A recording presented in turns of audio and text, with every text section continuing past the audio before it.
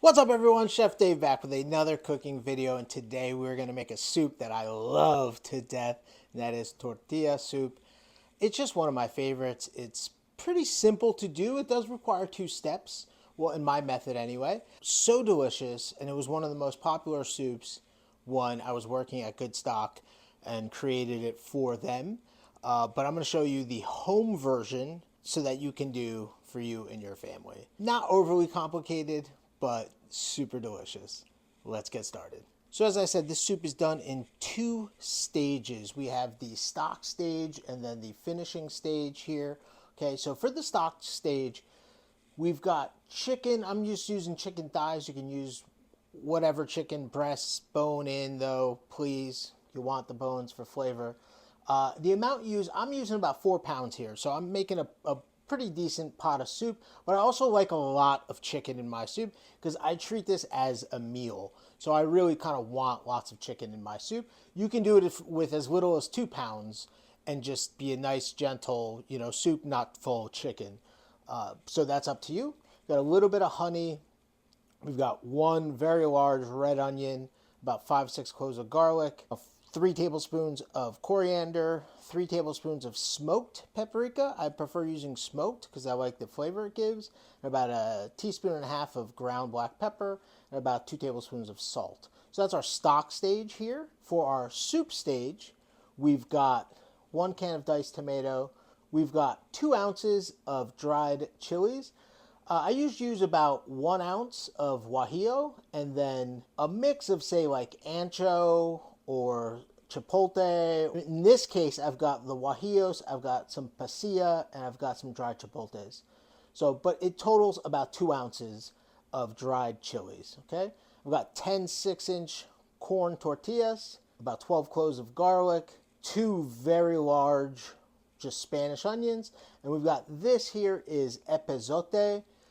This can be a controversial herb for some people. This is, I think, more controversial than cilantro is for some people. It is a very unique and I'd say almost an acquired taste. I really like it. I love it in this soup in particular, and I like it in a bunch of different Mexican dishes. Very traditional to Mexico. You can find it in a bunch of Spanish markets if you live in a Spanish area.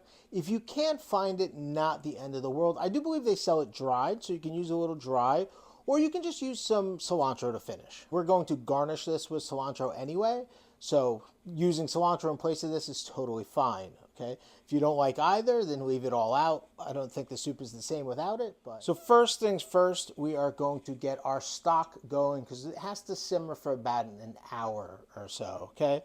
So we're going to put our onions and garlic in there, our chicken, just drop all that chicken in there. Coriander, spices here, salt. We're going to put about 3 quarts of water in here, okay? 3 quarts.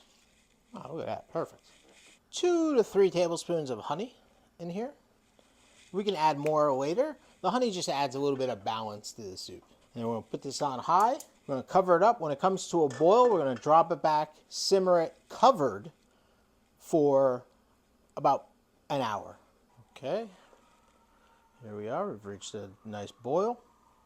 Now what we're gonna do is just give it a little stir just to make sure everything is under the water here.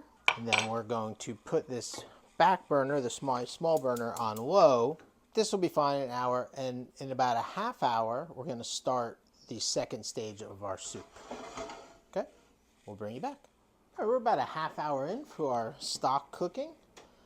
And now we're going to start our soup here, okay? So I've got this Le Creuset heating up here, about medium heat. And what I didn't show you before, we need oil for this. But a fair amount of oil, because the oil helps with the emulsification.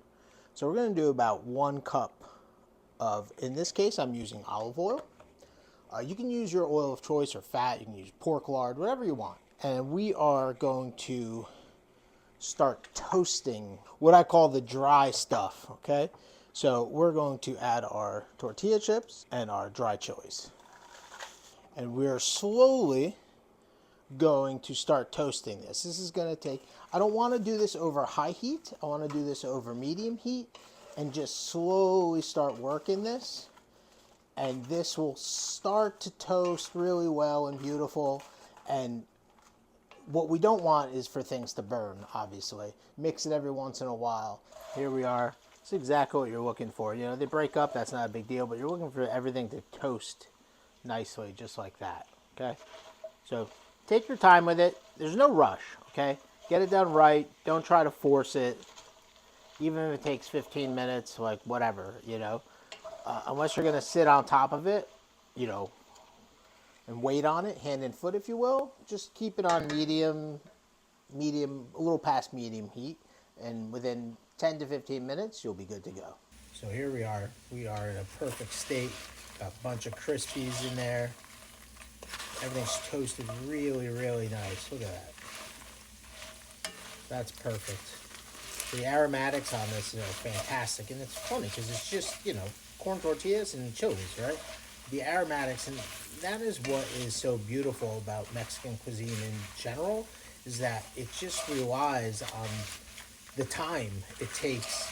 Obviously quality ingredients and everything else, but like just taking that little bit of time and roasting everything is like what makes the difference. And so now we're gonna add quote unquote the wet in this recipe. And I'm not talking about the stock, but I'm talking about the onions and the garlic. And this will kind of calm that roasting down because it will introduce moisture. And we're gonna just roast this probably for another 5 to 10 minutes or so. Okay. Stir it up. You hear that liquid being introduced. Okay. Perfect. Okay.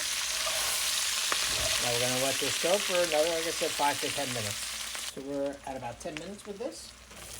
And you can see onions are kind of starting to break down. The tortillas are roasting nicely, and they continue to roast. But nothing has too dark a color, right? Everything's nice and caramelized, if you will, but nothing has too much color, okay? This is exactly where you want to be with this right now, all right? And now, we got our stock back here that just finished. Load this up. Gonna set our strainer here, and then we're going to take our stock and we're going to strain it out. Okay. See how much heat was under there?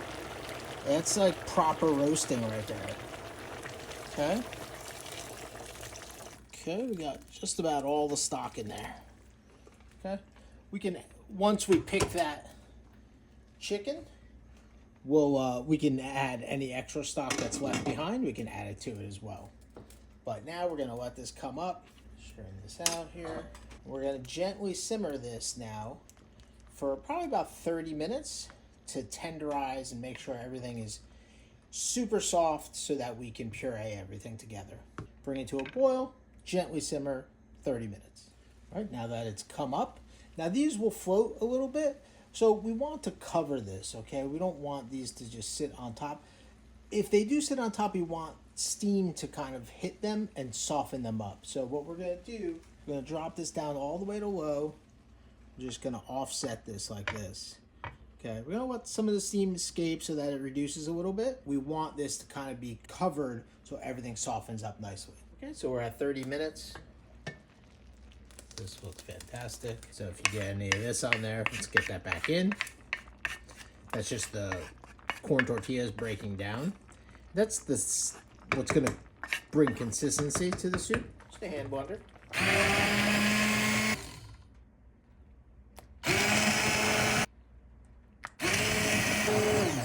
And that looks magical right there. Consistency is spot on. It's perfect. I'm gonna turn this off now and give this a taste. Very good. Need salt. Just the seasoning how you like. Probably could have put twice the salt in the beginning, but you know, you want to be careful with how much salt you're using. Now, I would call this just slightly thicker than you want your end product to be, but we are adding the diced tomato, and then there's a little bit of stock in here we're gonna add back. Now we're gonna add our diced tomato. Now, if you wanted to add twice the diced tomato, twice the amount, I mean, you can. It's up to you. We're gonna taste. Might need just a touch of honey, but Let's taste it first. So in the beginning of the recipe, I'll probably double the honey, double the salt. And then lastly, we've got the epazote. We're gonna add this all. Again, if you don't have this and you don't want to add it and you don't like it, totally fine. But for this soup, I think it is personally a have to. You want to put it in now because it's a herb that likes to sit in, if you will, and that is your soup. Let's give it one last taste. Oh, that's fantastic. That is so good. Oh my God. And now the soup is ready to go. Now, basically it's garnish. You know, how do you want to garnish it? All right. And there you have it, everyone. Tortilla soup, one of my favorite soups from Mexico. There are different variations of this. There are kind of more brothy variations. There's even heavier variations I've seen. This is my favorite personal one. This is the one I've come up with and I put together. It's just, there's so much flavor in it for a soup that's not overly complicated. Now, it takes steps, but it's not complicated. And the end result is just delicious. Now from here, it's very much kind of a garnishing soup, you know, if that makes sense, where you heat up the soup and you garnish it with the chicken that you made the stock with, cilantro, crispy tortillas, cotija cheese. All those things are justifiable garnishes for this soup, and you kind of make it your own, you know, hot sauce if you want, because it's not a crazy spicy soup. It uses all these chilies, but it's not the chilies that are crazy hot. They just have the smoky, chili flavor without all the heat. Now you can make it hotter if you want. You want to put something different. In the end, it's a soup that you kind of garnish on your own to your liking. Thanks for joining me. I hope you're enjoying this content. If you are, make sure you comment, like, subscribe, ring that notification bell. Chef Dave, we'll see you on the next one.